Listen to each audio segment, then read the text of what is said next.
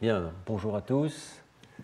Merci de votre présence à ce 6e et dernier cours de l'année consacré au langage du cerveau. Et aujourd'hui, nous allons à nouveau parler de mathématiques et de l'origine des mathématiques et d'une certaine indépendance de l'origine des mathématiques de la faculté de langage.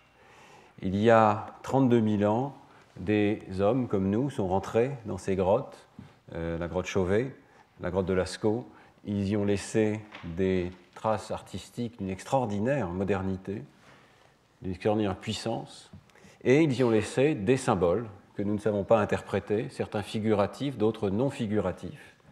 Il n'y a guère de doute qu'à cette époque, avec un cerveau qui est essentiellement le même que le nôtre, ces hommes devaient disposer d'un langage, ne fût-ce que pour avoir la capacité de se coordonner, pour pénétrer dans ces grottes, pour réaliser collectivement des œuvres qui avaient une puissance symbolique évidente. Mais avait-il des mathématiques? Telle est la question que nous allons poser aujourd'hui. Il y a des découvertes qui datent du Paléolithique supérieur qui suggèrent qu'effectivement, très tôt, les hommes ont commencé en particulier à compter. On trouve ces plaques gravées, ces os gravés. En Afrique, on en trouve jusqu'à 44 000 ans, qui portent des marques qui suggèrent un comptage, des groupes de traits qui ont été faits visiblement à des moments différents, des groupes qui sont parfois réguliers, ce qui souvent forment des ensembles de 29, par exemple, qui peuvent suggérer des lunaisons, ou peut-être le cycle menstruel, on ne sait pas, mais qui suggèrent certainement que l'idée de comptage, l'idée de nombre, était déjà là. Et pour ce qui concerne la géométrie, eh bien, on trouve, et y compris jusqu'à des périodes extrêmement anciennes, en Afrique du Sud en particulier, des objets rares, mais extrêmement intéressants, comme cet ocre gravé de la grotte de Blombos en Afrique du Sud. Et je ne sais pas si vous arrivez à voir, mais cet ocre, il s'agit d'une pierre qui, par ailleurs, pouvait peut-être servir pour faire des dessins sur le corps. On pense que déjà à cette époque, il y avait une peinture corporelle. Mais en plus, cet ocre, vous voyez, est gravé de marques qui sont parallèles les unes aux autres. Elles ne sont pas seulement parallèles, mais elles forment des triangles, des losanges, qui s'assemblent pour former un réseau d'hexagones, approximativement. C'est absolument extraordinaire de voir que déjà à cette époque, c'est probablement 70 000 ans au minimum, eh bien, les hommes avaient un certain sens d'une régularité géométrique. Dans la même grotte, le même groupe, Henshill Wood, avec Francisco Derico du CNRS, a découvert des perles de coquillages, c'est-à-dire des coquillages qui ont été volontairement percés et qui ont tous à peu près la même taille, dont on pense qu'ils jouent forcément donc, un rôle symbolique et peut-être un rôle de comptage. Et je cite cet article parce qu'il a créé une petite polémique, puisque les auteurs disent dans les sociétés humaines, les perles peuvent avoir des fonctions variées, mais elles sont toutes éminemment symboliques. On peut légitimement arguer qu'un langage pleinement syntaxique, fully syntactical en anglais, est un prérequis essentiel au partage et à la transmission de la signification symbolique des perles et des gravures abstraites telles que celles de la grotte de Blombos. Alors, cet argument est discuté, notamment dans cet article de Botta et collaborateurs. Est-ce que, parce qu'on trouve des perles, on est forcé de supposer qu'il y a une compétence syntaxique qui est déjà en place? Ça ne me paraît pas personnellement complètement évident, sauf à supposer que c'est vraiment une forme minimale de syntaxe qui consiste à ajouter des perles les unes aux autres. C'est vrai que les perles ont un rôle souvent numérique en particulier. On peut penser au chapelet. Est-ce qu'il y avait déjà une forme de récitation synchronisée avec l'usage de ces perles, ou bien est-ce qu'il s'agissait d'outils d'échange? On ne peut pas le savoir, et c'est très difficile évidemment d'en déduire une compétence syntaxique ou mathématique, mais disons simplement qu'il y a des proto-mathématiques, des objets qui suggèrent une utilisation sous une forme mathématique. Et ce qui est intéressant, c'est de voir que cette découverte d'objets avec une certaine signification, une certaine régularité mathématique, ne s'arrête absolument pas au Paléolithique supérieur. Et Derico lui-même, avec un autre groupe, a analysé cet objet que vous voyez ici, qui est un coquillage, qui présente quelque chose qui nous paraît évidemment relativement simple, mais enfin, il n'y a pas un seul autre primate que l'espèce humaine qui soit capable de faire des choses pareilles, un zigzag. Un zigzag, ça veut dire des traits réguliers, à peu près de la même longueur, et des angles réguliers aussi. Il y a une symétrie inhérente à ce zigzag. Donc ça n'est pas complètement évident, et j'en reparlerai à la fin de cet exposé. Mais ce qui est intéressant ici, c'est que cet objet est très ancien, 540 000 ans environ, c'est-à-dire ça n'est plus Homo sapiens, c'est Homo erectus. Et on peut se demander donc s'il n'y a pas là des mathématiques avant cette explosion du paléolithique supérieur, avant l'émergence de ce qu'on pense être le langage. Un exemple qu'on ne peut pas ne pas citer quand on parle de l'origine des mathématiques, c'est celui des bifaces de l'Acheléen. Ce sont des objets dont vous voyez, j'ai choisi un peu arbitrairement ici un certain nombre d'images, certaines issues du travail de Jean-Marie Le Tensorer sur le site de Nadawe, plus de 12 000 pièces retrouvées. Et ce qui est intéressant, c'est que plus elles sont anciennes, et les plus anciennes sur ce site datent d'environ 600 000 ans, plus elles présentent une perfection géométrique. On les appelle bifaces parce qu'elles ont une double symétrie. Une symétrie quand on les regarde vues de face, avec vous voyez, ces deux côtés qui ont été très habilement taillés pour présenter une symétrie, et puis une symétrie bifaciale, parce qu'il y a aussi un plan de symétrie que l'on voit ici, et les deux côtés sont à peu près identiques, dans la mesure des possibilités techniques, et vous imaginez la difficulté technique d'arriver à produire de tels objets avec une symétrie qui est intentionnelle, évidemment, et qui n'est pas d'une utilité directe. Et on le voit aussi parce que certains de ces objets ont des indications d'une activité artistique, par exemple le fait d'arriver à placer ce fossile de coquillage parfaitement au centre d'un biface. Donc il y a la notion de symétrie, il y a la notion de centre, il y a des formes qui sont d'ailleurs assez variées. Certains mathématiciens essaient de les décrire. Alors on parle de lemniscate de Bernoulli, par exemple, pour cette forme en amande, mais ici c'est autre chose. Vous voyez, il y a des droites, et puis il y a un cercle. Il y a le début d'une tentative de géométrie et d'une intention géométrique qui, après, va aller chercher dans la pierre ces régularités. Ce qui est tout à fait étonnant, c'est l'ancienneté de certains de ces bifaces. Je cite Le Tensorer, le biface apparaît vraisemblablement en Afrique orientale il y a 1,8 million d'années, avec les premiers Homo ergaster ou erectus archaïques. Autrement dit, ça n'est plus du tout sapiens, ce ne sont plus des hommes comme nous, et pourtant, ils ont déjà un concept de symétrie qui est évidemment au fondement de la mathématique. Et on peut aller encore plus loin, et en recherchant pour ce cours, j'ai été surpris de voir l'existence de ce qu'on appelle des polyèdres, des sphéroïdes ou des bolas, qui sont là aussi très anciens, qui sont des sortes de boules de pierre, parfois plus comme des polyèdres, mais certains extrêmement travaillés, et c'est probablement des heures et des heures de travail, atteignent une forme essentiellement parfaitement sphérique. Elles pèsent quelques centaines de grammes, et parfois jusqu'au kilo, ce qui fait que leur utilité n'est pas évidente, et les appeler bolas, c'est sans doute faux. On ne voit pas très bien comment on pourrait les lancer après un animal. Et en tout cas, quel que soit l'usage, ils sont d'abord très très anciens, ils apparaissent vers 2 millions d'années, et il suggère que le concept de sphère, l'idée d'aller chercher la sphère dans la pierre, était déjà là. Tout ceci pour suggérer donc qu'un sens proto-mathématique pourrait exister et précède l'explosion du paléolithique supérieur et donc précède les quelques arguments que nous avons qui sont fragmentaires pour l'émergence soudaine d'un langage symbolique. D'où l'idée que peut-être une proto-mathématique pourrait exister en l'absence de langage. Alors évidemment, le psychologue aujourd'hui est bien dépourvu de moyens pour explorer cette question puisque nous travaillons avec des hommes modernes qui ont tous la faculté de langage.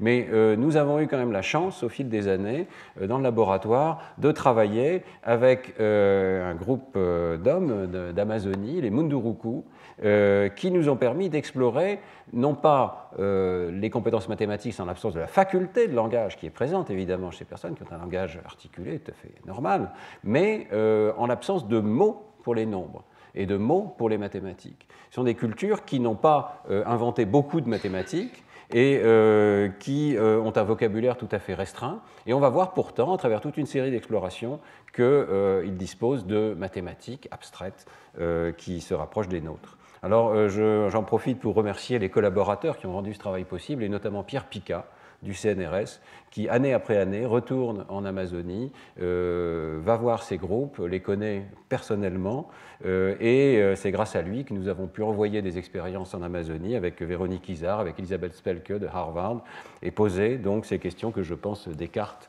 aurait eu envie de poser. Alors premier groupe de questions que nous avons pu poser, les nombres. Comment les nombres sont-ils organisés chez ces personnes? Eh bien, ce qui est intéressant, c'est que le vocabulaire des noms de nombres, souvent en Amazonie, est assez restreint. Et dans ce groupe, dans cette langue, c'est essentiellement de 1 à 5 que nous trouvons des noms de noms. Vous voyez ici, il y a Pangma qui veut dire 1, Shep Shep qui veut dire 2, Ebapang 3, et Badib Dib 4. Et puis ensuite, on a Pang Pong Bi, qui est un terme un peu générique qui veut dire une main, une poignée, et qui est utilisé pour 5. Et on peut avoir une mini-syntaxe du type Shep Shek Pang Bi, c'est assez rare, mais donc 2 mains, qui signifie 10, et ensuite on trouve des mots comme quelque, peu ou beaucoup. Il y a d'autres groupes, vous le savez, qui ont un langage encore plus restreint, et on a discuté un tout petit peu des Pirahas, je ne reviens pas là-dessus cette année, mais qui, eux, auraient uniquement 2 mots, un mot pour dire un mot pour dire 2, mais qui sont essentiellement des mots pour dire peu et pour dire beaucoup. Voilà. Donc, ce qui est intéressant, c'est que ces mots ne sont pas des mots de comptage, les sujets ne sont pas capables de les réciter à toute vitesse comme nous le faisons nous, 1, 2, 3, 4, 5, 6, ce sont plutôt comme des adjectifs qui réfèrent à des quantités, et qui réfèrent à des quantités approximatives. Alors, une des premières expériences que nous avions faites, vous la voyez ici, c'est de présenter à ces personnes des ensembles d'objets, des nuages de points, et de leur demander combien ça fait, quel mot vous diriez. Et vous voyez l'utilisation, la fréquence d'utilisation de chacun de ces mots en regard du nombre d'objets qui étaient présents.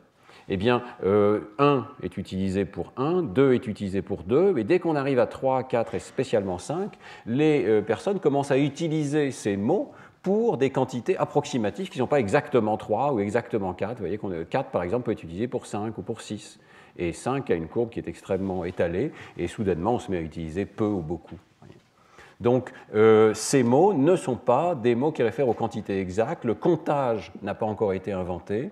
C'est quelque chose qu'ils peuvent inventer. Ils peuvent apprendre à compter sur les doigts. Ils apprennent à compter en portugais. Ce n'est pas un problème, mais c'est une invention qui leur manque en quelque sorte. Et bien sûr, on peut se demander à ce moment-là, est-ce qu'ils sont capables de comprendre les principes de l'arithmétique élémentaire? Alors, nous avons commencé par des tests d'arithmétique approximative. Et je vous montre ici l'une des diapositives qu'on leur a présentées, que Pierre Picat leur a présentées.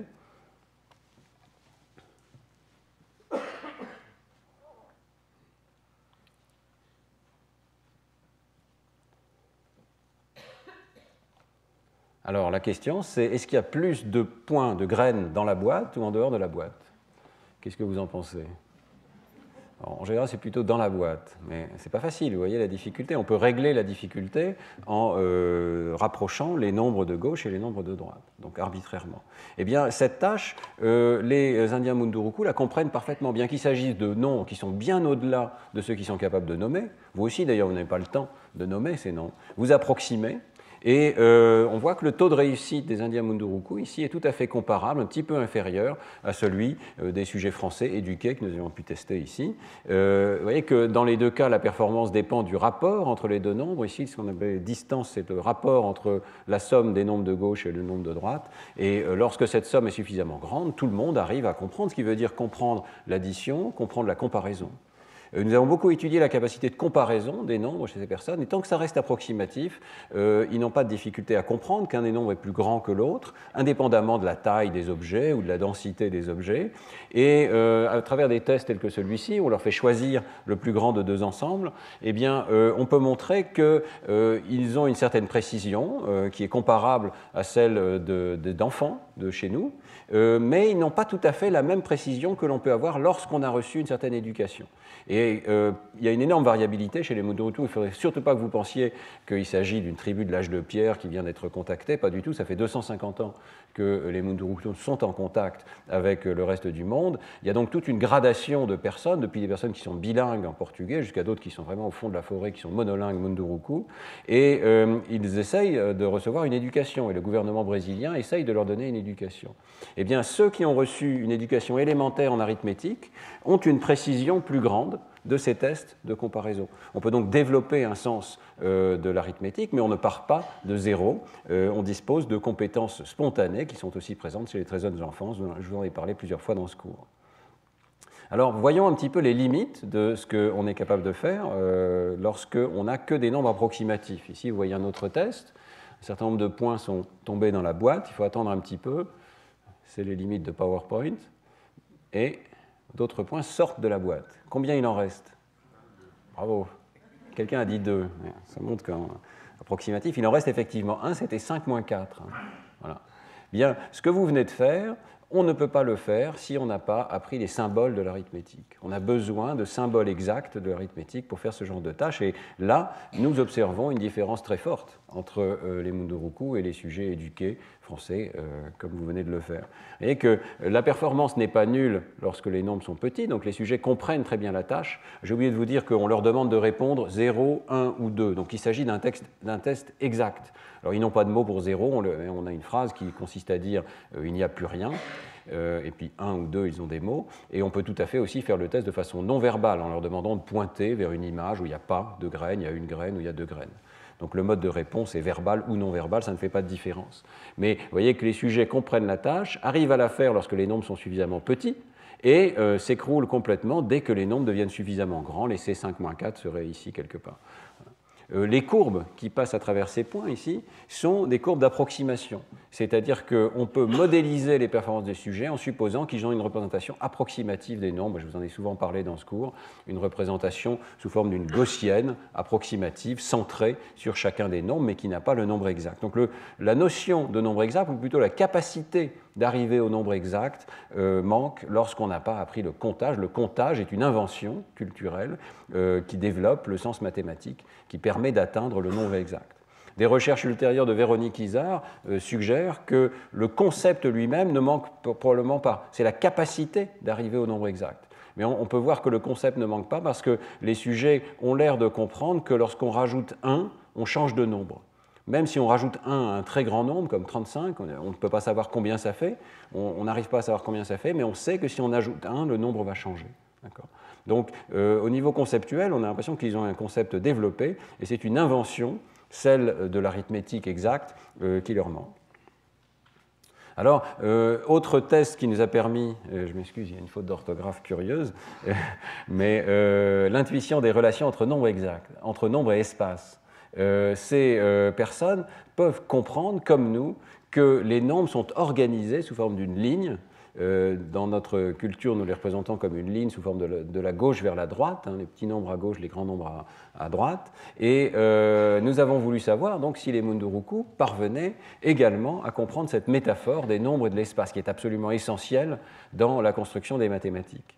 Et pour le faire, nous avons développé ce test ici, qui consiste à placer chacun des nombres que vous voyez ici en bas sur cette ligne qui est symbolisée sur l'écran d'ordinateur. Cette ligne porte du côté gauche un ensemble avec un objet et du côté droit un ensemble avec 10 objets. On ne leur dit pas 10 évidemment, mais on leur dit tant d'objets, tant d'objets. Et on leur demande de placer chacun des nombres successivement dans un ordre aléatoire à l'endroit où ils le souhaitent sur cette ligne. On leur indique que toutes les positions sont possibles depuis la gauche jusqu'à la droite et que cette quantité va là, cette quantité va là, où vont les autres? Eh bien, ce test a donné des résultats extrêmement intéressants. Les sujets comprennent de quoi il s'agit, ils ne répondent pas aléatoirement, ils arrivent à placer les nombres dans les espaces intermédiaires, donc ils comprennent qu'il y a une gradation, qu'il y a une sorte d'espace des grandeurs numériques, mais en même temps, ils ne répondent pas exactement comme vous et moi, ils ne répondent pas de façon linéaire. Et ici à droite, les réponses que nous avons obtenues chez des sujets américains éduqués à Boston.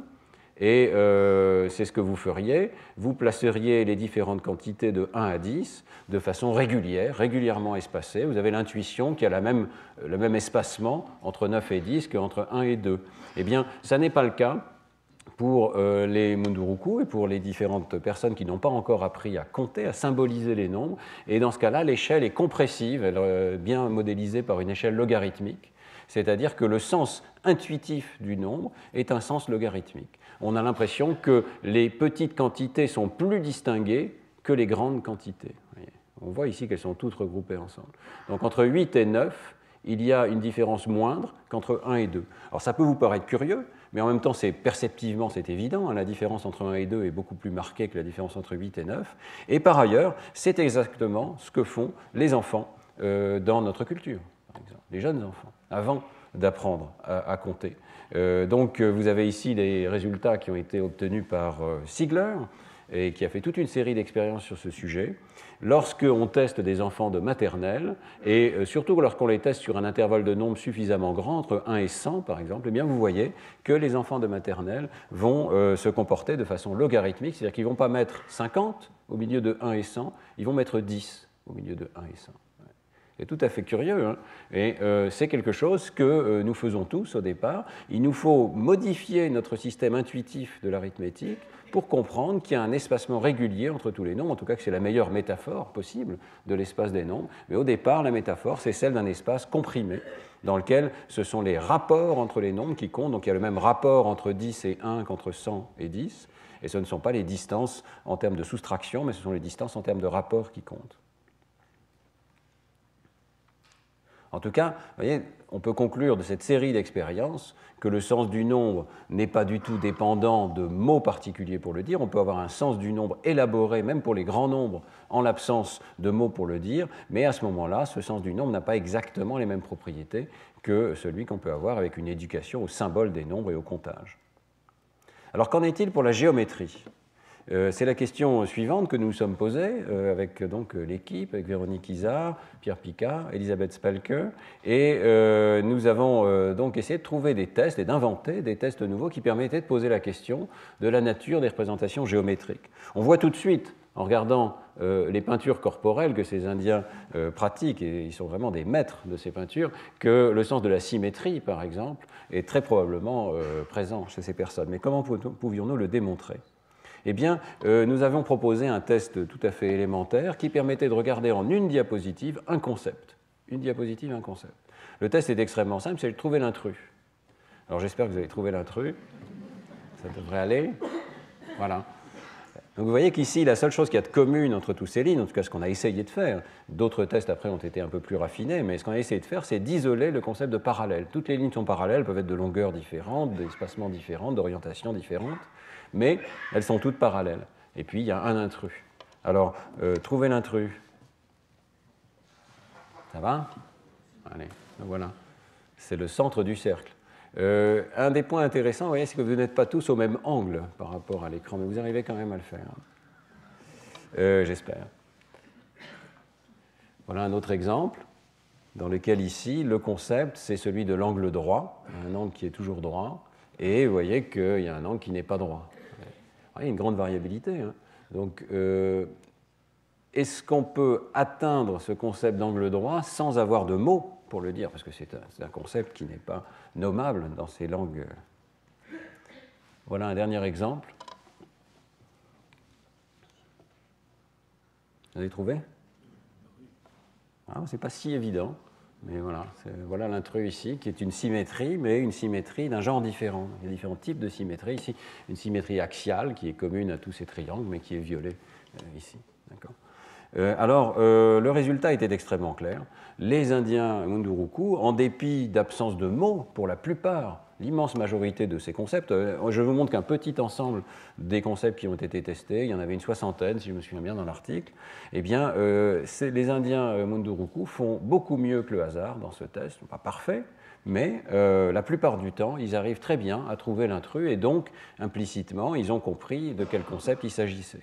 Au passage, on a essayé de classer ces concepts dans différents domaines, par exemple la topologie, est-ce qu'il y a deux formes connectées ou une seule, est-ce qu'il y a un trou, etc. Et puis les concepts euclidiens, les formes géométriques comme les carrés, les rectangles, les triangles, les symétries, les propriétés métriques de distance, les transformations géométriques. Chacune de ces propriétés est maîtrisée à deux exceptions qui sont intéressantes, deux endroits dans lesquels les Indiens ont quand même de vraies difficultés. Alors l'une, c'est les transformations géométriques. Peut-être simplement parce que les diapositives sont plus compliquées. Ils font mieux que le hasard, mais pas beaucoup mieux que le hasard. Et puis la deuxième, qui est intéressante, ce sont les figures chirales. Ce qu'il y a de commun entre ces deux situations, alors les figures chirales, ça veut dire que, je ne sais pas si vous voyez, mais il y a une forme, par exemple, de Q, il y a un cercle avec un trait, et l'intrus, c'est la forme en miroir. Alors évidemment, dans un monde en 3D, ça n'est pas un intrus, c'est la même forme. Et c'est assez difficile de trouver la même forme. Et les Indiens échouent assez violemment dès que l'orientation est différente. Ce sont les deux situations qui demandent une rotation mentale. Et cette rotation mentale, vous savez, qui est un exercice avec effort, long, difficile. Il faut 1, 2, 3 secondes pour arriver à faire tourner les formes dans la tête. Et tous les autres domaines, sans hiérarchie particulière, d'ailleurs Piaget avait supposé qu'il y avait une hiérarchie progressive à l'intérieur de ces mathématiques, mais ce n'est pas ce que nous voyons ici. Tous ces concepts de distance, de géométrie euclidienne, de topologie semblent pouvoir être immédiatement intuités, en quelque sorte, par ces Indiens d'Amazonie. Ce qui est intéressant aussi, c'est de voir que ce sont les mêmes concepts qui posent des difficultés partout sur la planète. Donc ici, vous avez le résultat des Indiens d'Amazonie qui est sur l'axe des X. Ici, c'est les enfants et ici, ce sont les adultes. Et sur l'axe des Y, vous avez les performances de personnes que nous avons testées à Boston. Donc éduquées, soit adultes à droite, soit les enfants. Vous voyez que dans tous les cas, il y a une corrélation importante. Chaque point représente un problème. Ce sont les mêmes problèmes qui posent des difficultés dans les deux cas. Évidemment, les adultes américains font mieux que les adultes en Amazonie. Donc la diagonale, les données ne sont pas sur la diagonale, mais les données sont au-dessus de la diagonale. Mais vous voyez quand même qu'il y a une corrélation. Et quant aux enfants, quand on teste des enfants, eh bien on voit que là, il y a une corrélation essentiellement sur la diagonale, c'est-à-dire que ce sont les mêmes problèmes qui posent les mêmes difficultés avant que nous ayons été éduqués. Donc il y a eu bien une gradation de difficulté des problèmes géométriques, et elle est la même pour tous. Nous avons les mêmes intuitions, mais aussi les mêmes difficultés dans le domaine de la géométrie. Et à peu près tous les concepts les plus élémentaires, qu'il s'agisse de celui de carré, celui de losange, trapèze même, évidemment fait appel à la notion de parallélisme, symétrie, comptage, distance, sont présents en l'absence d'une éducation formelle aux mathématiques. Puisque la semaine dernière, je vous avais parlé aussi de l'imagerie cérébrale des sujets aveugles et du développement des mathématiques chez les sujets aveugles, j'en profite pour mentionner cette étude qui n'est pas encore publiée, qui est réalisée par Amir Hamedi, qui est un spécialiste de la cognition chez les aveugles. Et Amir Hamedi a testé des aveugles de naissance, 7 aveugles de naissance, avec notre test de géométrie. Alors évidemment, ce n'est pas un test visuel, il a transformé ce test en un test tactile. Donc on crée les formes par des fentes dans un plexiglas, et les sujets doivent toucher ce tableau et essayer de deviner laquelle des formes est la plus différente des autres. Donc on passe tout le test sous la modalité tactile, en tout cas vous voyez, une fraction significative de ces diapositives, et le résultat est très largement le même, c'est-à-dire que pour une majorité de ces diapositives, les sujets aveugles sont capables de détecter sous la modalité tactile quelles sont les formes intrus. Et les aveugles ont une performance comparable à des sujets qui sont voyants, mais qui font le test sous la modalité tactile. Donc on n'a pas besoin nécessairement de la vision pour accéder à ces concepts. Ce sont des concepts abstraits que l'on projette sur le monde extérieur. Bien entendu, la modalité visuelle est la plus riche pour accéder à la géométrie, c'est la plus dense en informations, mais la modalité tactile peut suffire également à accéder aux mêmes concepts. Alors, évidemment, ces tests visuels ne suffisent pas. En particulier, on peut penser qu'il s'agit simplement d'une forme automatique, bottom-up, de perception d'une forme et d'un intrus. Alors, on a cherché à essayer de monter un petit peu dans le niveau cognitif et essayer de voir si les sujets Munduruku étaient capables également d'utiliser ces informations géométriques fournies sur une feuille de papier pour s'orienter dans le monde extérieur. Ce qui suggère cette fois-ci une correspondance entre l'information micro, si l'on peut dire, disponible sur une carte et puis l'information macro disponible dans le monde extérieur. Donc c'est la géométrie, la capacité de mesurer le monde extérieur qui est testée ici. Le test était assez simple. Vous voyez ici une personne qui commence par recevoir ce qu'on appelait une carte. C'est une feuille plastifiée sur laquelle il y a des indices, essentiellement 2 cercles de disques blancs et puis un carré rouge. Et on lui demande de regarder cette carte et de se tourner et d'aller voir dans le monde extérieur. Il y a également 2 boîtes blanches et une boîte rouge, et elle doit aller chercher un objet caché. L'objet caché est indiqué sur la carte par un disque noir. D'accord ? Donc la carte donne une indication sur laquelle des 3 positions possibles contient l'objet caché. Vous voyez que la personne va se retourner et aller chercher au bon endroit ici. Alors, nous avons observé que les Indiens Munduruku étaient tout à fait capables, là encore, d'utiliser une carte qu'ils n'ont pas dans leur culture, une carte géométrique minimale avec seulement 3 positions, pour s'orienter dans le monde extérieur et, en un essai, trouver la bonne position. Vous voyez que la performance ne dépend pas de l'orientation initiale de la carte, donc ils sont capables de se débrouiller même quand la carte n'est pas dans la même orientation que le monde extérieur, et ils sont capables de se débrouiller même quand il n'y a pas le marqueur rouge qui donne une indication particulière, simplement sur la base du triangle qui est formé par les 3 points. Donc un triangle rectangle ici leur permet d'identifier chacune des trois positions sur la base à la fois de l'angle et de la distance, et de la même manière pour un triangle isocèle. Donc des compétences qui suggèrent une sorte d'extraction extrêmement rapide des propriétés géométriques minimales de ces situations. Bon, je n'aurai pas le temps de parler cette année, je pense que je ferai un cours entier sur la géométrie un moment, je n'aurai pas le temps de parler cette année des travaux de Véronique Izard qui a beaucoup poursuivi ses recherches et qui montre que tout n'est pas immédiatement disponible chez les enfants. Je vous présente à nouveau cette diapositive qui montre qu'à nouveau les performances, même s'ils sont un peu variables, ici on n'a pas beaucoup de mesures, sont à nouveau corrélées entre les enfants et les adultes, que ce soit en Amazonie ou à Boston. Et ce que Véronique Izard a montré en une seconde, c'est que tout ne se développe pas exactement à la même vitesse. Et il y a des propriétés comme l'angle qui ne sont pas aussi intuitives que les autres. Le concept d'angle est un concept qui met du temps à émerger chez l'enfant, mais qui va émerger vers à peu près 6 ans, ou à partir de 6 ans, sur une base donc de maturation progressive de ces concepts mathématiques.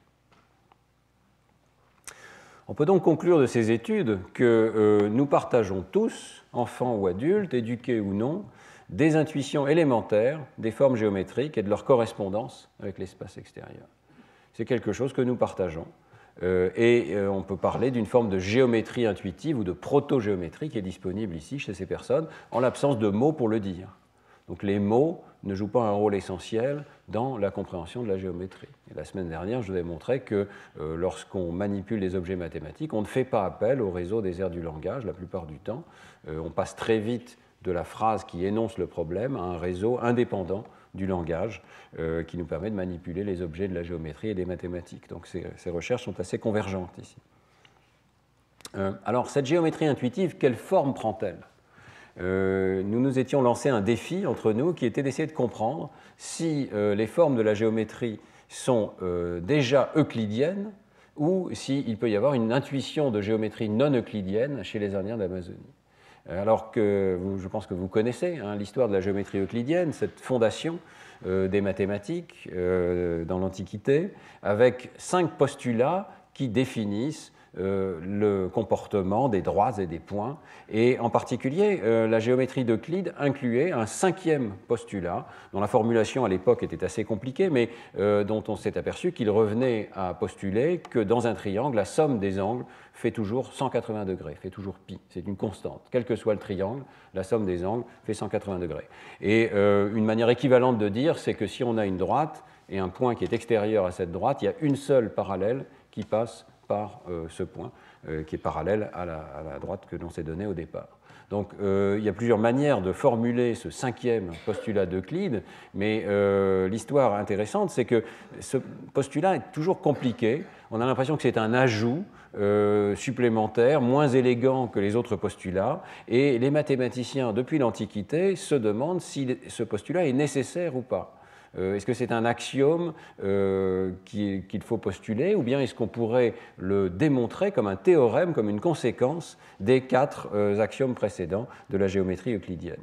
Et donc, il y a toute une série de recherches qui sont menées, et notamment au XVIIIe siècle, au XIXe siècle. On essaye de démontrer le 5e postulat d'Euclide par l'absurde.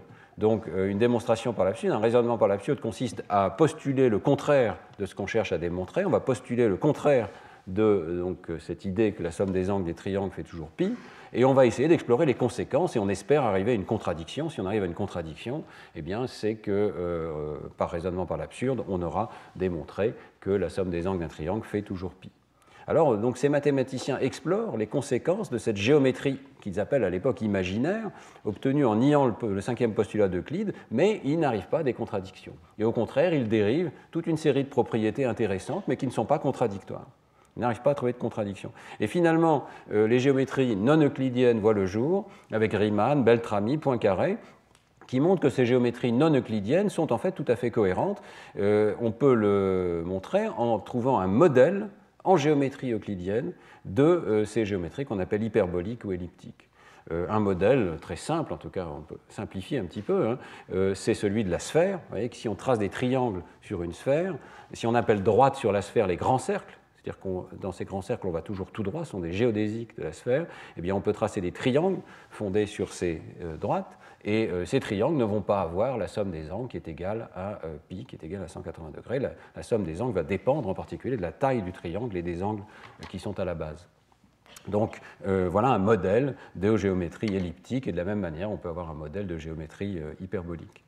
Alors, ça nous permet donc de poser la question, est-ce que les proto-mathématiques sont euclidiennes, ou bien est-ce que les proto-mathématiques sont ouvertes et flexibles à plusieurs possibilités, dont des géométries non euclidiennes? Bon, vous imaginez la difficulté de poser ces questions en Amazonie, hein, mais nous avons trouvé une astuce pour essayer d'y répondre. Alors l'astuce est la suivante, ça consiste à décrire un paysage, un endroit imaginaire, et nous avons deux manières de l'introduire aux personnes. Donc nous leur présentions une petite animation, ici je vous montre juste quelques diapositives, hein, une animation sur un écran d'ordinateur où on leur dit, voilà, il y a un endroit où le terrain est totalement plat, jusqu'à l'infini, comme ça c'est plat. Et puis il y a des chemins sur ce terrain, et les gens vont toujours tout droit devant eux, comme ça. Et il y a des villages. Vous voyez ici un premier village et un deuxième village.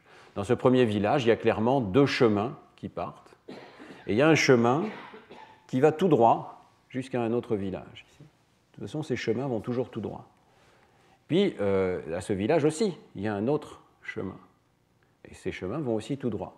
Donc il doit y avoir, vous êtes d'accord, un troisième village.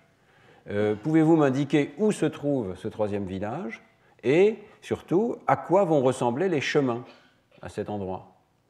Comment ils vont se rencontrer? Alors, on demandait au sujet de répondre avec les mains dans une première mission. Donc, vous voyez, quelqu'un qui essaie de répondre ici. Puis on s'est aperçu que c'était un peu ambigu, que le sujet pouvait prolonger avec ses mains les traits. Enfin, c'était difficile à mesurer. On avait un goniomètre pour mesurer l'angle qui était proposé ici par cet enfant. Et donc, dans une deuxième mission, on a transformé le goniomètre pour que ce soit le sujet lui-même qui l'utilise, avec, vous voyez, les deux chemins en vert ici qui sont symbolisés, et le sujet qui doit régler le goniomètre pour nous donner l'angle d'arrivée des chemins. Donc, par cette méthode indirecte, mais un petit peu intuitive, on finit par demander à la personne quel est le troisième angle d'un triangle. On ne lui demande pas de démontrer des théorèmes, on lui demande une intuition du comportement des angles dans cette situation. Alors bien sûr, là c'est la situation euclidienne, puisque l'espace est infiniment plat. Maintenant, on peut faire exactement la même tâche dans une situation de géométrie non euclidienne, en tout cas sphérique. Donc voilà, il y a un premier village avec deux chemins. Le chemin jaune va tout droit. Alors, essayez d'imaginer que ces chemins vont toujours tout droit, même si l'espace est une sphère. Alors, Pierre Picat a amené avec lui un ballon qui permettait d'illustrer cette forme parfaitement sphérique. Et à partir de là, les sujets pouvaient imaginer exactement le même comportement de ces chemins qui vont tout droit. Il va y avoir un troisième village. Pouvez-vous nous indiquer où il se trouve et quelle est l'orientation des chemins à cet endroit? Ces deux situations sont extrêmement proches. Et d'ailleurs, nous avions utilisé exactement les mêmes angles et les mêmes distances sur le plan et sur la sphère. Ce que je veux dire par là, c'est que sur l'écran d'ordinateur, à la fin, les vecteurs qui étaient présentés étaient rigoureusement le même dans différents essais. Donc la seule chose qui différait, c'était la conceptualisation de l'espace qu'il y a derrière, un espace plan ou un espace sphérique. Et la question, c'était évidemment, est-ce que les sujets allaient répondre de façon différente? Alors dans un plan, je vous l'ai déjà dit, la réponse est simple, c'est que la somme des trois angles doit être constante. Donc, ce que je vais vous présenter, c'est l'angle qu'a donné le sujet, plus les deux angles que nous avions donnés au départ, et normalement, ceci devrait être constant. Dans une sphère, c'est beaucoup plus compliqué, il y a des équations de la géométrie sphérique, ce n'est pas très compliqué, mais on peut calculer quelle est la taille du troisième angle en fonction des angles de départ et de la distance comparée au rayon de la sphère. Alors, je vais vous présenter les résultats sous cette forme-ci, c'est la forme des prédictions. Un sujet qui serait parfait aurait une réponse rigoureusement constante à tous les essais que nous avons présentés dans la condition euclidienne, une fois que donc ici on indique la somme des trois angles, celui qui a été observé et les deux que nous avions donnés. Donc les réponses dans la situation plane devraient être une constante ici, quels que soient les différents problèmes. Par contre, en géométrie sphérique, eh bien, les réponses doivent augmenter, elles doivent être toujours plus élevées que 180 degrés ou que pi sur 2, et elles doivent augmenter progressivement en fonction des paramètres des problèmes ici qui ont été triés. Et la somme prédite par la géométrie sphérique peut être comparée à la somme observée que les sujets ont donnée. Eh bien, les résultats étaient extrêmement clairs. Les sujets sont capables de faire cette tâche et d'adapter leurs réponses aux problèmes qui leur sont présentés, que ce soit sur le plan ou sur la sphère. Donc, ils comprennent de façon intuitive ces deux situations, ils comprennent qu'elles sont différentes. Vous voyez ici en bleu les points qui concernent les données, les prédictions sur le plan, et il n'y a pas de régression significative ici. Ce n'est pas parfaitement plat non plus, mais c'est approximativement plat. J'étais le premier, j'ai eu la chance de recevoir ces données de Pierre Picat quelques jours après son retour en France. J'étais le premier à calculer cette moyenne, et j'ai vu apparaître dans mon ordinateur 3,14. J'étais assez satisfait de voir que on pouvait calculer 2 décimales de pi en demandant à des Indiens d'Amazonie. Bon, on ne peut pas aller beaucoup plus loin. Alors, par contre, vous voyez les points en rouge ici, c'est la géométrie sphérique, et cette fois-ci, il y a une bonne régression avec la prédiction attendue, c'est-à-dire les prédictions de la géométrie sphérique. Donc, les Indiens adaptent leurs réponses, comprennent que l'angle va varier, suivant qu'on est plus ou moins haut dans la sphère, et se comportent à peu près comme le prédisent les équations. Même chose pour les enfants, et même chose dans une certaine mesure pour les adultes américains. Vous voyez que les données des adultes américains qui sont éduqués ici ne sont pas meilleures et sont plutôt moins bonnes que celles des Indiens d'Amazonie. Et c'est un des résultats de cette expérience. Véronique Izard ici a conçu une manière d'analyser ces données qui consiste à avoir des régresseurs en bleu pour l'espace euclidien et en rouge pour la géométrie sphérique. Et vous voyez que donc, les sujets Munduruku changent complètement leur réponse lorsque le test porte sur le plan ou lorsque le test porte sur la sphère. Les enfants changent aussi complètement leur réponse, et les adultes américains ne changent pas autant leur réponse qu'il le faudrait pour tenir compte de la géométrie sphérique. Un peu comme si nous étions dans notre culture occidentale, on n'a pas testé les Français ici, mais je pense que ce serait pareil, nous sommes biaisés vers une géométrie euclidienne, mais quelque part, ces intuitions géométriques sont flexibles, et peut-être plus flexibles encore, chez des personnes qui n'ont pas été éduquées en géométrie euclidienne. Donc les conclusions sont très claires, nous disposons tous d'intuitions géométriques flexibles qui peuvent s'adapter à différentes surfaces. Je ne dirais pas qu'on est en train de tester vraiment la géométrie euclidienne ici ou non euclidienne. On est encore dans un espace en 3 dimensions et il s'agit de se promener sur une sphère. On peut dire que c'est juste de la géométrie sphérique. Mais c'est déjà une preuve, donc il y a une représentation suffisamment flexible de la géométrie pour tenir compte de la manière dont on se déplace sur une surface plane ou sur une surface sphérique. Et en fait, c'est aussi intéressant sur le plan éducatif. Je pense que si l'on veut introduire des personnes à la géométrie euclidienne ou non euclidienne, on peut passer par un modèle mental, et ici en quelques minutes, avec un modèle mental qui est celui de ce paysage infiniment plat ou de ce paysage sphérique, on arrive à faire comprendre certaines propriétés de ces 2 domaines de la géométrie. C'est intéressant donc de voir que l'intuition semble plus immédiate dans le plan, particulièrement chez les participants américains. On est un petit peu meilleur dans le plan, on a un petit peu du mal, c'était vrai dans les données précédentes, à atteindre tout à fait les bonnes réponses de la géométrie sphérique, mais quand on est éduqué à la géométrie euclidienne, on a un biais en faveur de la géométrie euclidienne. Alors, on a voulu aller encore plus loin, parce qu'ici, il s'agit simplement d'intuitions quantitatives qui font approximativement, qui sont en train de tester approximativement la somme des 3 angles d'un triangle, mais est-ce que les Munduruku seraient capables de raisonner sur des objets mathématiques idéalisés, abstraits, comme celui de droite, par exemple? Et c'est très remarquable, à vrai dire, que nous ayons des concepts aussi idéalisés que celui d'une droite qui n'a aucune largeur, celui d'un point qui n'a aucune épaisseur. Et les concepts de la géométrie sont des idéalisations qui vont bien au-delà de tout ce que l'on peut percevoir. Alors on s'est demandé s'il était possible d'avoir une sorte de dialogue platonicien avec les Munduruku et de leur demander quelles étaient leurs intuitions des points, des droites, des objets élémentaires de la géométrie. Alors on a repris la même idée, on leur décrit un monde dans lequel la Terre est absolument plate et s'étend de tous côtés, et puis dans un autre bloc, un monde dans lequel la Terre est toute ronde, et ensuite on leur a posé des questions. Et cette fois-ci, il s'agit d'une interaction verbale avec les personnes. Alors la première chose qu'on fait, c'est qu'on leur dit on va s'approcher, de sorte qu'on zoome, et quand on zoome, évidemment, le problème est exactement le même. On montre, in fine, on montre exactement la même chose que l'on ait dit qu'on venait du plan ou que l'on ait dit qu'on venait de la sphère. Donc c'est un joli contrôle expérimental, mais le sujet se souvient évidemment qu'on est en train de parler de la sphère ou qu'on est en train de parler du plan. Et puis on va lui poser des questions comme celle-ci. Est-ce que les chemins vont se croiser de ce côté-ci? Alors quelle est votre réponse? Non. Est-ce qu'ils vont se croiser de ce côté-ci? Voilà. Est-ce que si j'allais très loin sur ce chemin, ils pourraient se croiser de ce côté-ci? Ah. Alors si vous êtes sur la sphère, ben, la réponse est oui. Si vous allez très loin, ils vont finir par se croiser, mais pas évidemment si on est sur le plan. D'accord ? Donc on peut commencer à poser des questions qui ne sont pas forcément dont la réponse n'est pas forcément la même sur le plan et sur la sphère. Question intéressante, essentiellement celle d'Euclide. 5e postulat d'Euclide. Est-il possible de tourner le chemin du haut, si vous supposez qu'il y a un village ici, de manière à ce qu'il ne coupe jamais le chemin du bas? Alors, quelle est votre réponse? Oui? Sur le plan, hein? Sur le plan, oui, il est possible de tourner le chemin d'en haut, et c'est la définition d'une parallèle. Est-ce qu'il est possible de trouver deux chemins de ce type qui passent par le même village? Ah non, c'est pas possible. C'est étonnant qu'on ait des intuitions aussi remarquables, vraiment, c'est des valeurs de vérité, c'est vrai ou c'est faux, pour des choses qui sont complètement idéalisées, qu'on ne peut pas percevoir dans la vie quotidienne. La différence entre une parallèle et une presque parallèle est tout à fait imperceptible, mais nous avons des jugements catégoriques dans ce domaine. Alors, est-ce que c'est le cas pour les Munduruku?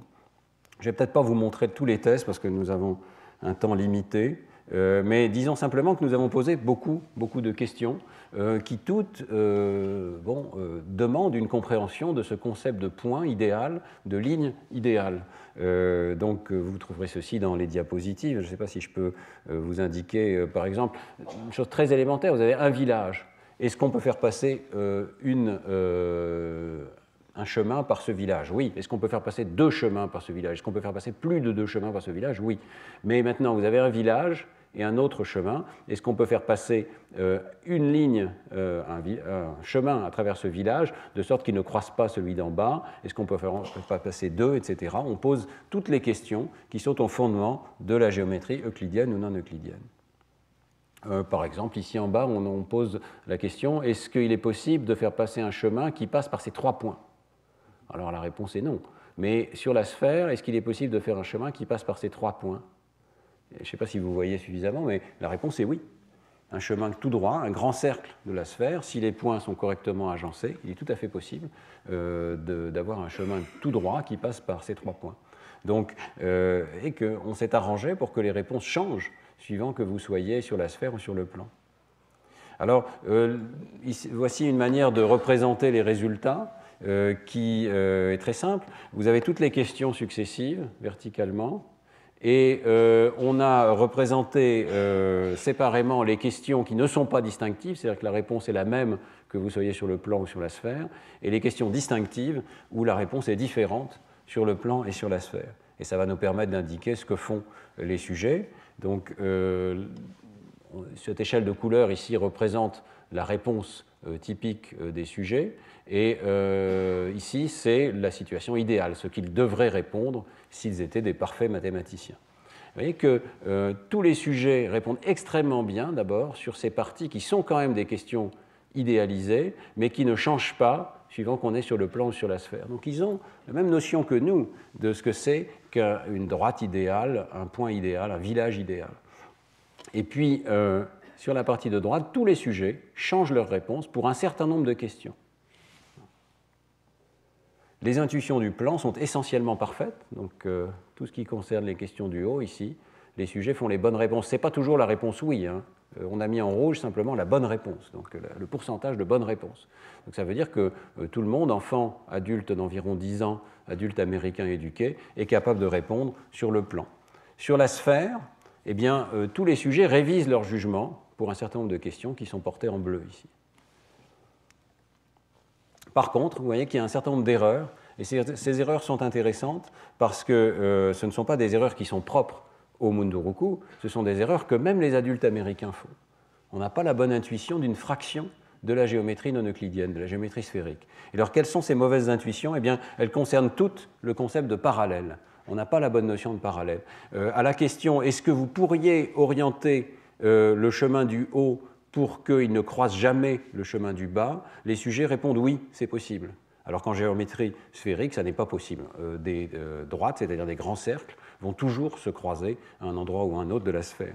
Mais la réponse est oui, parce qu'on a en tête un concept légèrement différent qui est celui des parallèles au sens, disons, de la géographie. Voyez.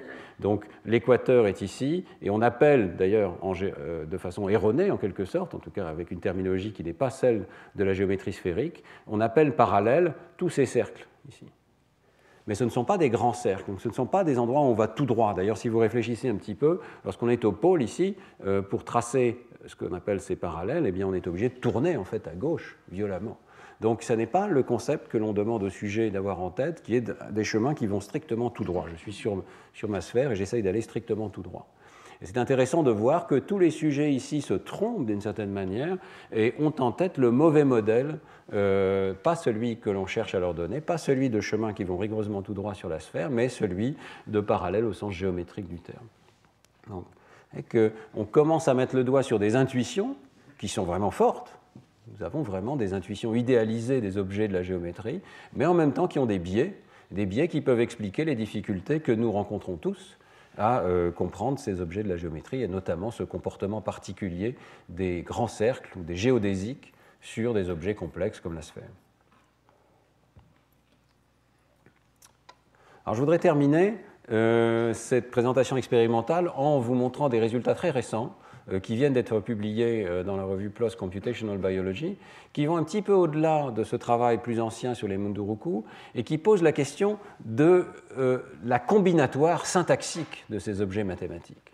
Tout ce que je vous ai présenté jusqu'à présent, essayez de tester l'idée qu'il y a des primitives des mathématiques en l'absence de langage. On peut très bien ne pas avoir de mots pour nommer les parallèles, ou le carré, ou le trapèze, et pourtant, ces primitives sont là.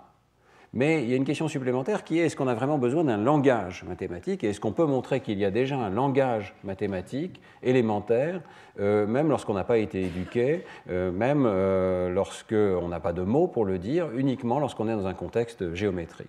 Alors c'est ce qu'on a essayé de faire avec Marie Amalric, avec Liping Wang au laboratoire récemment, essayer de concevoir une situation suffisamment élémentaire pour qu'on puisse la présenter à des jeunes enfants ou à des Indiens d'Amazonie, mais qui requiert une sorte de langage de l'esprit, un langage de la géométrie. Et l'article s'appelle d'ailleurs le langage de la géométrie. Alors voilà la situation que nous avons utilisée. C'est une situation extrêmement simple. On vous demande de regarder une séquence géométrique. Un certain nombre de positions vont être activées les unes après les autres, et vous allez devoir prédire la suite.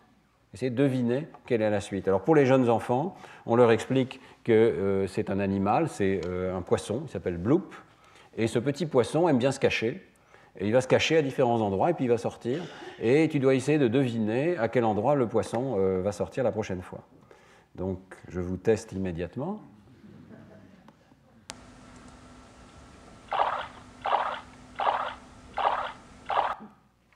Alors, où va aller le poisson? Ici? Et là? Et là?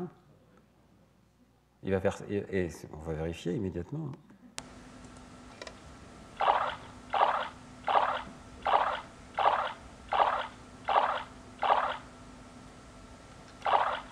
Voilà.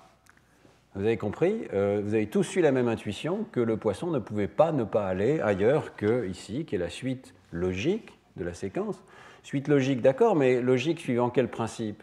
Eh bien, vous avez repéré qu'il y a une symétrie, qu'on alterne de gauche et de droite, ici, autour de cet axe. Quelque chose comme ça, quelque chose qui s'apparente au zigzag que je vous présentais au départ comme une intuition présente il y a 540 000 ans. Voilà. C'est l'un des exemples de séquence. Ce test est en fait à la fois un test de prédiction, puisqu'on demande au sujet de dire la suite, et vous avez réussi à dire la suite alors que vous n'aviez jamais vu la fin de la séquence. Et puis ensuite, on demande au sujet, une fois qu'ils ont vu une fois la séquence, on leur demande toujours d'essayer de deviner la suite, et ça devient donc un test de mémoire. Essayer de se souvenir de quelle séquence on a vue sur l'écran. Et on reprend ici un test de mémoire tout à fait classique qui s'appelle les blocs de Corsi. C'est un test neuropsychologique dans lequel on indique un certain nombre de positions devant la personne, et elle doit de mémoire reproduire cette séquence de positions. Mais dans notre test à nous, il y a des régularités géométriques qui permettent de s'aider, en quelque sorte, de faciliter la mémoire, parce que quand c'est régulier, on arrive à prédire et on arrive mieux à se souvenir de la séquence spatiale. Alors toute la question, c'est de savoir si on a besoin d'un langage pour décrire les régularités que nous observons. Nous avons fini par conclure que nous avions besoin d'un langage qui contient à la fois des primitives et la capacité de combiner ces primitives sous forme de règles de répétition avec éventuellement des symétries. Les primitives, quand on travaille sur un octogone, comme c'est le cas ici, les primitives sont des primitives soit de déplacement, je vais me déplacer vers la droite ou vers la gauche, de plus 1 ou de moins 1, de plus 2 ou de moins 2, etc.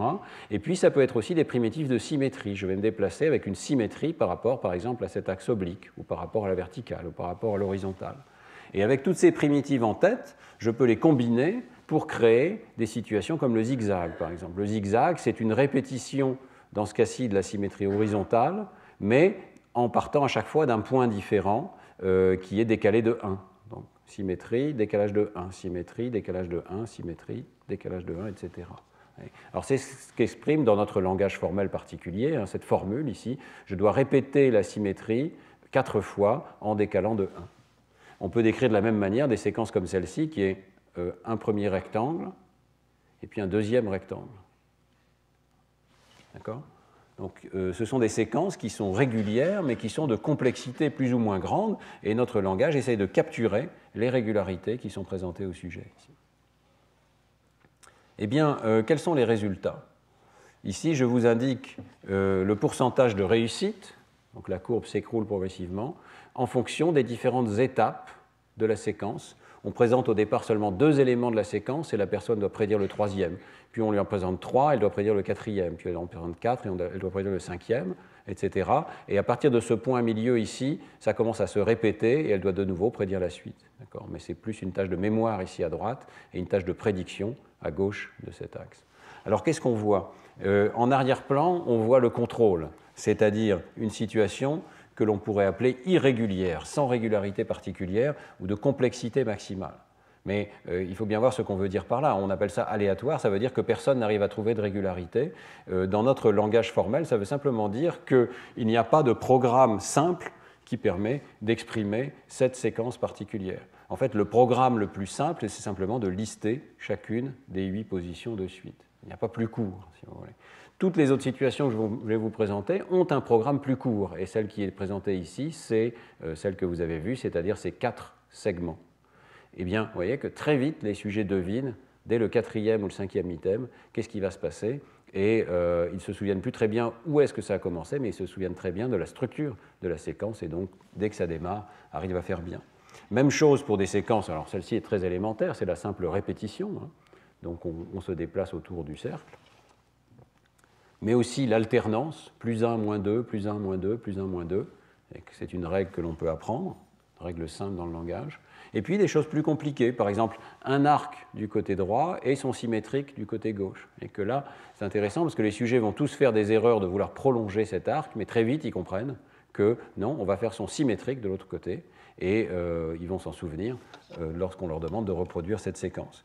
Puis des choses nettement plus complexes, comme 2 carrés enchâssés, 4 diagonales, qui toutes sont des symétries par rapport au centre, 2 rectangles enchâssés ou 2 croix enchâssées. Dans tous ces cas, les sujets finissent par faire nettement mieux que dans la situation irrégulière. Donc, quelque part, la régularité géométrique les aide à mémoriser. Alors ici, il s'agit des adultes testés en France, mais nous avons aussi testé des enfants de maternelle avant d'aller à l'école, à 4 ans, et des adultes Munduruku en Amazonie. Et dans tous les cas, on s'aperçoit que leur performance est bonne, ils ne répondent pas du tout de la même manière aux séquences régulières et aux séquences irrégulières, et surtout, notre langage géométrique arrive à prédire quelle va être la performance des personnes. Donc ce que vous voyez ici, c'est la performance en termes de pourcentage d'erreur en fonction d'un indice de complexité de la séquence qu'on appelle Minimal Description Length, en anglais la taille du programme minimal, qu'on appelle aussi complexité de Kolmogorov en mathématiques. C'est une mesure de complexité qui est très intéressante, c'est quelle est la longueur du programme le plus petit que l'on peut donner et qui va reproduire cette séquence. C'est une hypothèse extrêmement intéressante de dire que le cerveau va essayer de chercher dans un certain langage l'expression la plus courte possible qui permet de rendre compte de ce qui a été observé. Et il semble bien que cette variable donc, rende compte des performances des adultes, ici, mais aussi des jeunes enfants et des adultes Munduruku. La prédiction n'est pas parfaite, mais c'est quand même une corrélation non négligeable. Et en fait, on peut rendre compte des données un petit peu mieux en modifiant légèrement le langage. Et par exemple, il semble bien que les enfants de maternelle comme les adultes Munduruku ne perçoivent pas la symétrie centrale par rapport à un point central. C'est quelque chose qui est difficile à percevoir, peut-être parce que le point central n'est pas marqué sur notre schéma. Et puis, peut-être ont du mal avec les enchâssements à 3 niveaux. Donc les rectangles qui sont enchâssés, qui demandent des expressions à 3 niveaux d'enchâssement, sont plus difficiles peut-être. En tout cas, il y a besoin d'un langage, même pour les enfants de maternelle, même pour les adultes Munduruku. C'est un début de formalisation, en quelque sorte, d'un langage des formes, d'un langage des séquences géométriques. Le langage ne prédit pas simplement le taux d'erreur global, comme je viens de vous le montrer, mais prédit aussi le taux d'erreur spécifique à chaque étape.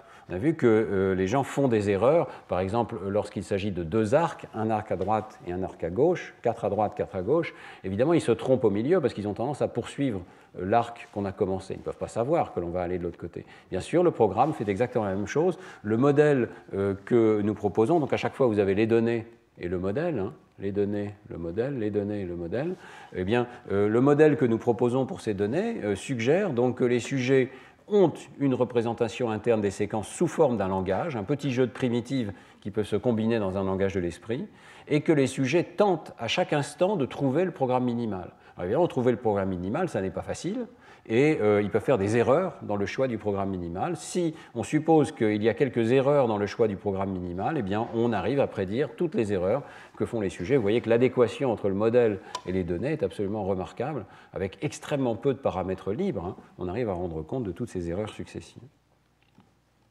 Alors, ce qui est très intéressant avec cette tâche, c'est qu'elle est éminemment non verbale, il faut juste pointer vers la suite, et on n'a même pas besoin nécessairement de pointer. On peut le faire de façon complètement implicite. Et c'est ce qui a été fait ici par Liping Wang. On a simplement demandé au sujet de suivre des yeux la séquence. Donc là, il n'y a plus d'instruction du tout, vous avez juste déplacer vos yeux, ce qui est tout à fait naturel. Et on ne vous demande rien de différent que la séquence soit régulière ou qu'elle soit irrégulière. Mais le résultat très facile à comprendre, c'est que quand on comprend la séquence, quand on arrive à la représenter, eh bien on anticipe sur la suite. Et donc les yeux vont se déplacer à l'avance vers le prochain point. On ne peut pas s'empêcher de faire ça. Et donc ici, nous avons un index d'anticipation. Et vous voyez que dès que la séquence se répète, eh bien les yeux, avant même la fin de la séquence, vont commencer à anticiper beaucoup plus que la valeur de cet index dans une séquence irrégulière, comme tout à l'heure. Et les anticipations sont donc un excellent marqueur de la compréhension de la séquence. Et si vous regardez ces différentes séquences, non seulement vous voyez qu'on arrive toujours à anticiper quand la séquence est régulière, donc on descend en dessous de cette barre de référence qui est ce qui se passe pour une séquence difficile à mémoriser parce qu'elle n'a pas de régularité, mais vous voyez même l'organisation syntaxique directement dans les anticipations ici. C'est-à-dire qu'une séquence qui est formée des 4 segments, mais c'est au départ qu'elle est difficile. Une séquence qui est formée de 2 rectangles, à chaque morceau du rectangle, vous avez des difficultés. Chaque début de rectangle, vous avez des difficultés. Puis après, vous n'en avez plus. Oui. Donc on voit quels moments de la séquence sont un petit peu plus difficiles parce qu'on est plus haut dans l'arbre syntaxique et quels moments sont plus faciles parce qu'on est plus bas dans l'arbre syntaxique. Oui. Qu'est-ce qui s'enchaîne naturellement et qu'est-ce qui demande un travail avec une récursion d'un petit peu plus haut niveau. Et là encore, on peut voir que ces anticipations donc, sont fonction de la longueur minimale de la description, donc de la longueur du programme minimal, cette complexité de Kolmogorov. Alors une fois qu'on a cette tâche de mouvement oculaire, d'abord, évidemment, on est très intéressé par ce simple comportement, et vous imaginez que ça va devenir très intéressant parce qu'on va pouvoir utiliser ce comportement de suivi de saccades chez d'autres espèces que l'espèce humaine. Donc on va pouvoir aller voir chez d'autres primates et voir s'ils ont les mêmes règles de représentation et s'ils ont un langage de la géométrie. Bon, ça, c'est un travail qui est en cours, on n'a pas de résultat pour l'instant. Et on peut aussi, évidemment, faire l'imagerie cérébrale de cette situation. Donc on a des sujets qui sont mis dans les RM et tout ce qu'on leur demande, c'est de bouger les yeux pour suivre les points qui bougent. Et on regarde dans quelle mesure la complexité de la séquence prédit l'activité cérébrale. Eh bien, nous avons observé tout un réseau d'aires cérébrales, dorsales, depuis les régions occipitales, pariétales, jusqu'aux régions précentrales ici et préfrontales, dans le cortex préfrontal inférieur ici, qui sont sensibles à la complexité. Donc plus la séquence est complexe, plus il y a d'activation dans ces régions. Bon, une fraction de ces activations peut être expliquée par la distance des saccades ou par la quantité de mémoire qui est impliquée par ces séquences, mais il y a une partie qui ne peut pas s'expliquer de façon aussi simple et qui a l'air de refléter spécifiquement la complexité de la séquence dans ce langage particulier de la géométrie. Vous voyez que c'est très intéressant de voir que cette activation est bilatérale, peut-être plus forte à droite, et qu'elle est juste dorsale des régions du langage, mais elle n'implique pas exactement les mêmes régions que les aires du langage. On descend pratiquement dans le gyrus frontal inférieur, mais on est encore au-dessus des activations que l'on trouve dans le domaine du langage. Et on peut le montrer de façon directe. Chez les mêmes sujets, on a ce qu'on appelle un localizer, ce qui nous permet de repérer les aires du langage et aussi les aires du calcul mental chez les mêmes personnes, donc voxel par voxel. Et lorsqu'on fait le tri, eh bien ici vous avez toutes les aires du langage telles qu'elles étaient identifiées par Christophe Pallier. Vous voyez qu'il n'y a pratiquement pas de contribution, même une déactivation, pour ces séquences géométriques. Et par contre, si on isole les aires impliquées dans le traitement mathématique avec ce localizer aussi simple que le calcul mental, calculer 7-2, on trouve ces différentes régions. Et vous voyez que cette fois-ci, toutes ces régions, la plupart d'entre elles, sont très fortement impliquées dans la représentation des séquences, et même la région frontale inférieure gauche et droite, ici, vous voyez, a une activation qui a tendance à être pour les séquences qui sont les plus difficiles, qui sont les plus enchâssées. Elles sont dans l'ordre, ici, ce n'est pas lisible, mais vous voyez que ça monte jusqu'à ici, c'est la séquence la plus compliquée. Après, ce sont d'autres types de séquences qui sont représentées ici.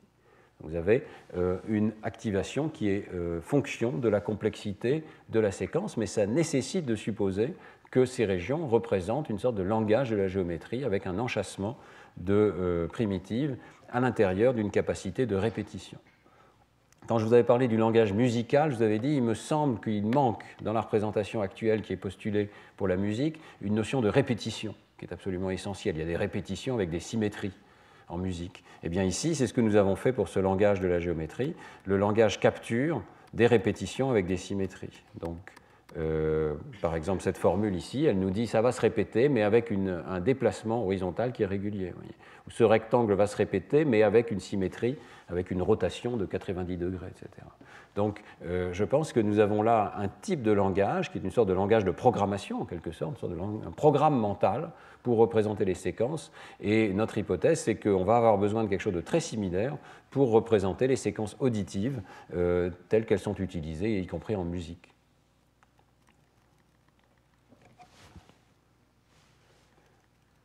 Voilà, alors j'en viens au terme de mon exposé et je voudrais d'abord tirer quelques conclusions sur l'origine des compétences mathématiques.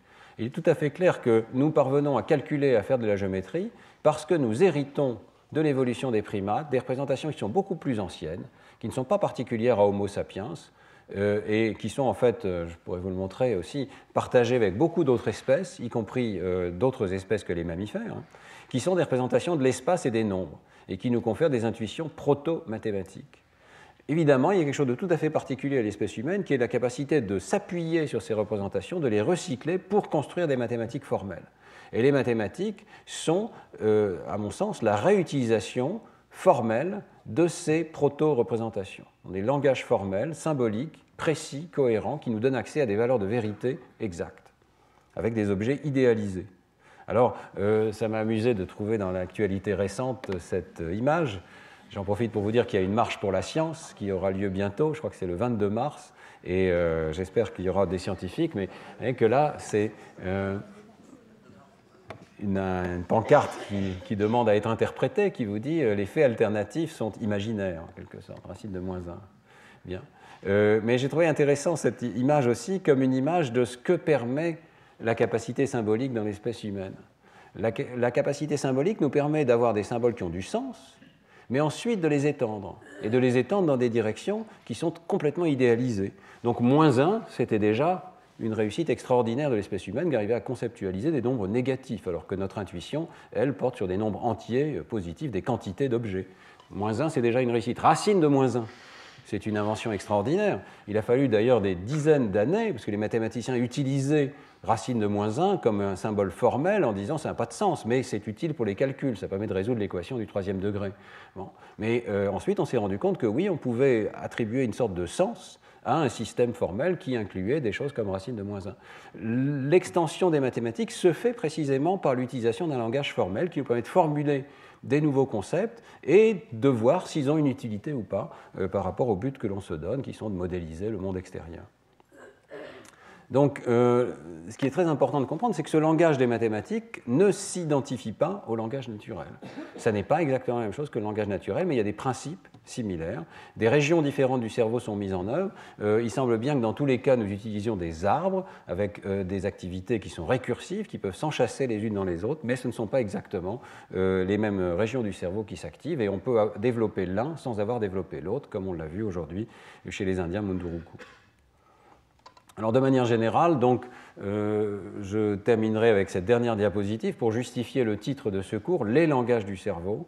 Je pense qu'à travers les 2 premiers cours sur le langage, puis les 2 cours sur la musique, puis les 2 derniers cours sur les mathématiques, nous avons vu qu'à chaque fois, nous mobilisions des réseaux légèrement différents. Il y a bien effectivement un recouvrement partiel entre musique et langage parlé, surtout si l'on prend en compte la représentation de la prosodie, dont on a vu qu'elle faisait appel à des régions homologues aux aires du langage, mais dans l'hémisphère droit. Mais ce recouvrement n'est que partiel. Et le type de formalisme qui est nécessaire n'est pas le même dans ces 3 domaines. Dans tous les cas, cependant, nous avons besoin de grammaire organisée sous forme d'enchâssement récursif. J'espère vous avoir convaincu que la description formelle des objets dans le domaine linguistique, dans le domaine musical, dans le domaine mathématique, nécessite de postuler une grammaire. Mais ça n'est pas exactement la même syntaxe dans tous les cas. Les réseaux mis en jeu sont partiellement ou complètement différents, et on peut donc faire l'hypothèse que ce qui a changé dans l'espèce humaine, c'est plusieurs circuits cérébraux simultanément, peut-être l'ensemble du cortex préfrontal qui a acquis un code légèrement différent, une capacité de représentation nouvelle qui soudainement permet la récursion. Ce sont des hypothèses encore très floues, mais c'est exactement ce que nous cherchons.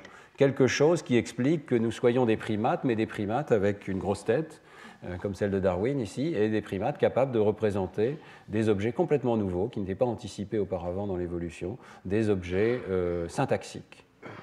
Je vous présente volontairement cette dernière diapositive pour vous dire donc que le cours de l'an prochain sera consacré à ce que l'on sait d'un point de vue comparatif de la singularité de l'espèce humaine, c'est-à-dire qu'est-ce que l'on peut dire aujourd'hui sur la représentation des grammaires artificielles ou naturelles chez l'homme en comparaison avec d'autres espèces animales. Je vous remercie de votre attention.